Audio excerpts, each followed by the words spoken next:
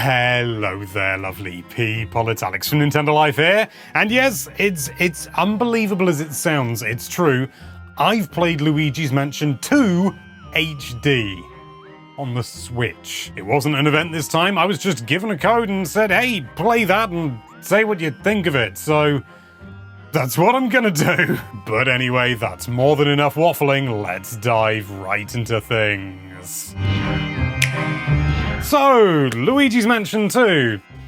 I never played the original. The only things that I knew about it were secondhand from other people, so I knew that it was more sort of mission-based and that there were multiple mansions. Ooh. But I didn't really get a proper sense for what the game is like until I played this version.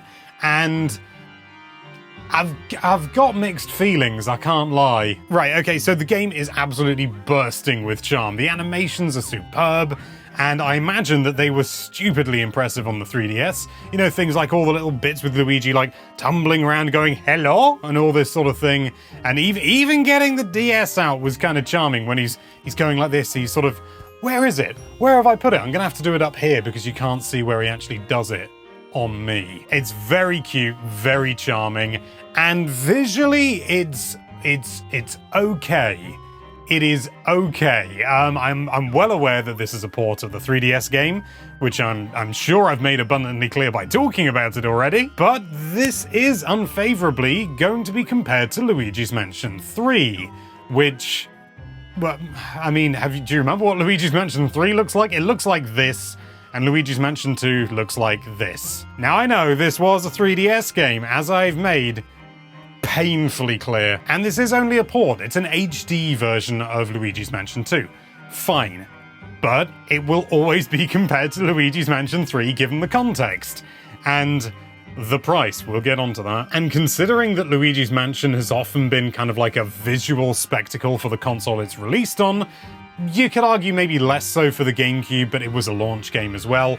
But still, that lighting was incredible back in the day. Like, I didn't even think that shadows could exist. But because this is essentially just a port, maybe a remaster at best, it looks a lot like a 3DS game that's been upscaled. Now, to be fair, the models are higher poly count and everything like that. And yeah, I imagine the lighting is going to be better overall. Again, I haven't played the original, but I'm fairly certain if it looked like, if they were using the original models, I'd be able to tell. But in my view, it doesn't feel dark. Like, I know it's visually dark a lot of the time, but the colors are so bright, everything's so saturated that it never really feels dark and gloomy. Yeah, you get moments where it kind of works, but a lot of the time it's very cartoony, and I know that's the style they were going for, and that works on a smaller screen. You know, you need things to be clearer. But again, look at Luigi's Mansion 3. But enough about the visuals. What about the gameplay itself? You know, arguably the most important thing. It's all right. I like some of the quote-unquote new mechanics that I wasn't as familiar with in other Luigi's Mansion games. Things like the dark light bulb. I don't remember that being in Luigi's Mansion 3, but it has been a long time since I played it, so maybe it was. I also liked that at one point I got to use like this balloon thing and I was floating up. That was really cool. I liked that. It was a fun way to give you a very different way of getting around a space. It made you really rethink things. Very, very cool. But I'm not sold by the mission structure. I know why it was done. You know, it was a 3DS originally. It was a portable device. Still is. So they wanted it to align more with the kind of play for a bit, put it away. Play for a bit, put it away. You know, short bursts of gameplay. And it's definitely that all right. And I suppose with the Switch being portable as well, then it makes sense that they would do something similar. But Luigi's Mansion 3 has shown that we don't need that. We don't need that. As a result, the game feels very fragmented. It feels like every 5 minutes, you're being taken back to Egad's lab and he's going, oh yes, some very minor development. Oh no, now the house is full of spiders, go get rid of them. It doesn't feel very organic. It feels very blocky, extremely linear, and very just kind of uninspired in the way that it delivers the fun. I just want to be able to run around the mansion, and maybe you can do that if you obviously have only played a certain portion, only what I'm allowed, but so far I'm not really seeing any situation beyond just picking the right mission in order to just freely roam, and if that is at the end of doing all the other missions, what's the point? I've done all the missions. Having said that, I have done one of the bosses. It was a spider, or rather it was a ghost possessing a spider, and you know what? I actually really like that. It was a really fun and interesting way to use different mechanics that you'd learned throughout the previous missions. It was a good boss fight. It made sense, and it was just a good time. I thoroughly enjoyed that. Things got a bit wonky with some of the with some of the physics, but it was fine. It all worked out in the end. But back to the mission structure. So it's there, and it's been maintained because it is Luigi's Mansion 2. It is integral to what it's what the game was. So, okay, sure, whatever, keep it in. It'd be very difficult to remove it. But one thing I can't understand is the controls. There's no options for the controls beyond things like inverting the camera and changing axes and things like that, which, okay, that's something, but it's really not, it's not a lot. I'm assuming the controls are the way they are because, again, it's a 3DS game, and originally the 3DS did not have a second analog stick. Arguably, it never did. It got a weird sort of nubbin thing, which I thought was okay, but, you know, the Circle Pad Pro was better. And this is a game where you need to look up and down with Luigi, and so how do you do that? Do you hold a button down to stand still and then suddenly you're moving a bit like, well, did they do that in the original? No, you use the C stick, I think. And I think you could stand still and freely... Well, it doesn't matter. Either way, the controls are weird. Okay, so... You just move around with the left stick, yeah, that's all fine. You can look around as Luigi with the right stick. Perfectly good, that's what everyone expects. However, you can also, this is also, look up by pressing the X button. Okay, bit of a weird choice, but again, that's kind of the 3DS's lack of an analog, second analog stick coming into play. And you look down by pressing B. Okay, you know, same thing. I mean, to be honest, the fact that we've got another analog stick means that that's completely redundant and shouldn't be in there except maybe as some kind of classic control mode or something like that for people who really want to play it the way that they used to. I don't know, put it in there as a bonus.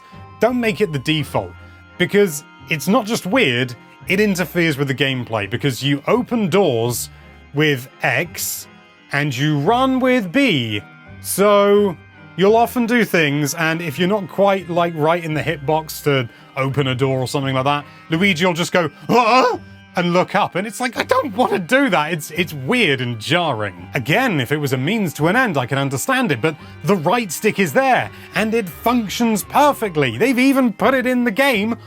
Why on earth is pressing X making Luigi go, more to the point, why is X the interact button? It's weird. Make it A. It's always A. And again, I want to remind you, you can't change the controls. So you're stuck with this. Something I'm assuming is a new inclusion is the ability to use the strobe bulb and the dark light bulb using the L and R buttons. So you vacuum, you suck with the ZR button, you blow with the ZL button, stop it. And then you've got the standard L and R, and the L is dark light and R is the strobe bulb, okay? That works really well, especially when you consider that you've got the right stick now, so you can aim around and you can do all the things, and you're not moving your thumb off the right stick in order to press a face button. That's good. But for ages, I was confused. I don't know whether I just overlooked the text that told me about it or something, and we'll get onto that. Why I was pressing X sometimes and, you know, trying to go through a door and not being right up against it, or, you know, sort of the plane was a little bit off. I was a little bit too far forward or back, because this game was really designed with 3D in mind, and so sometimes depth is a bit difficult to judge. Not often, but a few times. And I was just going, "Buh, buh." I just didn't know what was going on. But yes, the text, let's talk about the text. So EGAD talks a lot in this game. He talks in his lab, which is fine. He's just sort of like giving, you know, the text scrolls really quickly, so you can just kind of like blitz through it and read everything. He's not saying anything too precise in most places, and you can usually work stuff out afterwards anyway. There's a game guide. It's fine. What is less fine is he gives you a call. Have I got it, actually? It should be here somewhere. What is less fine is he gives you a call every 5 minutes on your DS. I haven't opened this in years. Oh, one of the bumpers come out. That's a deep repair job. You'll enter a level, something will happen, either because you did it or just because you entered a room and some ghosts were doing something, and then all of a sudden it's boom, boom, boom, boom, boom, boom, boom, boom. Luigi, something happened that you just saw. I wouldn't mind it so much if it was just less often, but the game often just ends up spelling everything out for you, and it kinda sucks away some of the fun. It doesn't break the experience by any means, but it really interrupts it. It's a roadblock into trying to enjoy the game. And the game is kind of fun. I like various bits and pieces of it. I'm not so sold on the, I'm gonna say, new design of ghosts. I know it's not new by any stretch, but I preferred the designs in the original Luigi's Mansion. They looked a little bit more menacing, less cartoony, less, I suppose, family-friendly, but at the same time, it's not like the old ones were The Ring. I don't know, they just felt like it had a little bit more edge to them. It made it feel like they were genuinely just a little bit spookier rather than just these sort of things going, ooh, I've got a shovel, that means I'm gonna run at you, and whoa, yeah. I was about to call it combat. I suppose it is. The combat is fine. It's quite simplified. It does get more interesting as I've gone into the second level a bit, and there's some nice variety with the ghosts. However, I do miss the portrait ghosts. I'm not going to bleat on about it too much because it's summed up there.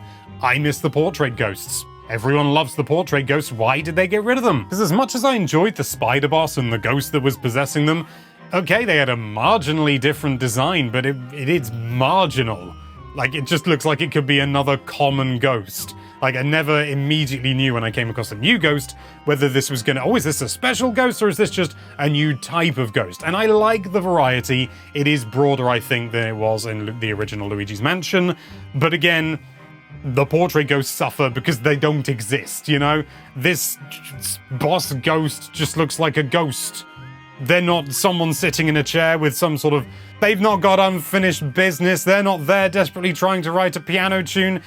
There's no personality behind them. It's just sort of like, oh, I possessed a spider. I felt worse for the spider than anything, because the spider's been possessed, and then as you know, the fuse is lit on to set the web on fire, the spider's going, don't put it out, and it can't, because it's only a spider. I mean, arguably that was the ghost doing that, but still. I haven't played masses of the game, though, so I'm hoping it'll pick up a little bit, but at the same time right now, it's fine, it's okay, it is a serviceable game with some good elements, but I am not blown away by it, to say the least.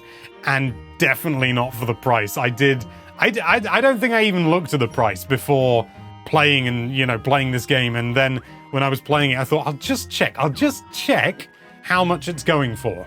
And yeah, considering this is basically being sold at full retail price, it's a difficult pill to swallow. Not because it's a bad game or anything like that, but just because it doesn't feel like a Switch game. It sort of feels like, you know, if this had been released for, I don't know, $30 or something like that, I'd go, yeah, you know what, fair enough, like, you know, have at it, but is $50 full retail price, or is it just under or something? I lose track these days. Either way, it's not much under the RRP for like a AAA release, you know, full retail price. And I don't usually like to consider that when it comes to a game's quality. But when it's this egregious, I kind of have to. But again, I don't know, I haven't played the whole game, I've only played a snippet, but the potential doesn't fill me with a huge amount of confidence. We're just gonna have to wait and see, and maybe the full game is gonna be a better time.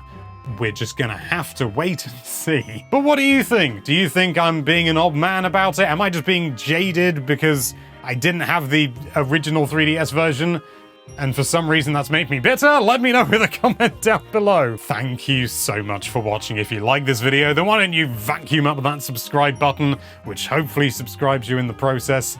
Fingers crossed! And be sure to check out NintendoLife.com for all sorts of lovely Nintendo-related content. Thank you again for watching. Bye-bye.